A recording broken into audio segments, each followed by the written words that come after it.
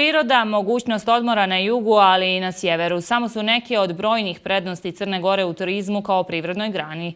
No prema riječima predsjednika Fondacije Budućnost crnogorskog turizma Mihaela Badera moramo da radimo na infrastrukturi i aktivnom turizmu, proizvodnji autentičnih crnogorskih proizvoda, ali i na marketingu kako bi privukli nova tržišta.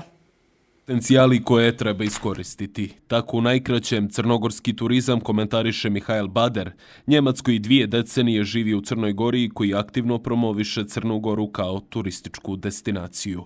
Naša najveći prednost je svakako naša priroda i to treba na najbolji način da koristimo naravno i još uvijek najveći gosti dolazi na Primorje. Onda je mnogo bitno da spojimo na neki način sjever i Primorje, da možemo tu to malo, da kažemo, da bude kao neka kompenzacija, jer sjever je manje više prazno, odnosno nema toliko gosti, ali na Primorje imamo previše. Onda treba to da se malo usmjeri na pravi pravac. A pravac je između ostalog ulaganje u infrastrukturu. Avionski dostupnost koja je sad malo bolje nego prošle godine, to jeste. Treba da vidimo da se možda još neki avionske kompanije uključi i da bude to još bolje. Ali mi trebamo da širimo sezona, znači da se ne sve fokusira samo na juli, august, jer na taj način možemo i te infrastrukturalne probleme da bježimo ako imamo više gosti sad prije i van sezona, a ne samo u juli i august. Turizam kao najjaču privrednu granu u zemlji treba poboljšati, smatra Bader, kroz promociju.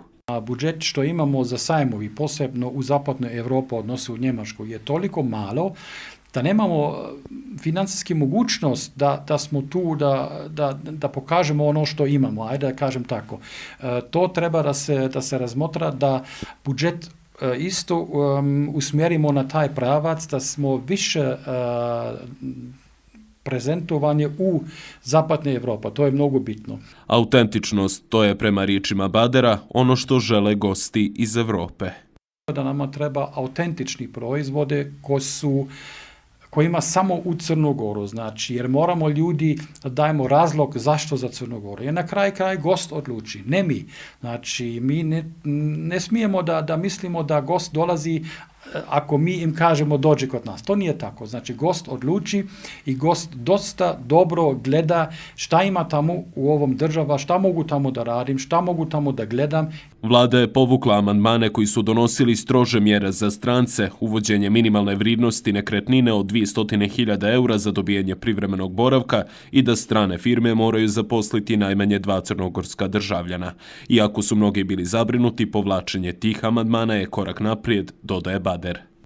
Ipak mislim da ima tu prostor da bude još bolji, jer trenutno to važi samo za građani Evropske unije, a za drugi građani one će imati ipak malo restriktivni mjeri. To treba dobro da razmislimo, jer mi treba da vidimo stranci i strane firma ne kao teret, nego kao nešto dobro što nama dolazi u Crnu Goru. I to je moja poruka. Ja ipak sam stranac, bez obzira da imam crnogorsko državljanstvo, ja hoću da dajem ta poruke da vlada mora da razmisli na dobar pravac i da vidi da je to dobar za Crnu Goru. Usklađivanje sa evropskim zakonima koje podrazumijeva uvođenje viza za, pored ostalih, i državljane Rusije, biće izazovno za crnogorski turizam jer je riječ o gostima koji tradicionalno posjećuju Crnu Goru.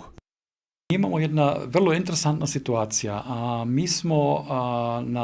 Mi kucamo na vrata Evropske unije, ali skoro nemamo gosti iz Evropske unije. Znači, tradicionalna naša gosti dolazi iz okruženja, iz Rusija, tako struktura gosti je potpuno drugačije nego svi ostali države u Evropske unije. I to treba isto da se radi na tome. Albanija je dobar primjer za upoređivanje jer je jedna od najbrže rastućih turističkih destinacija u Evropi, zaključuje Bader.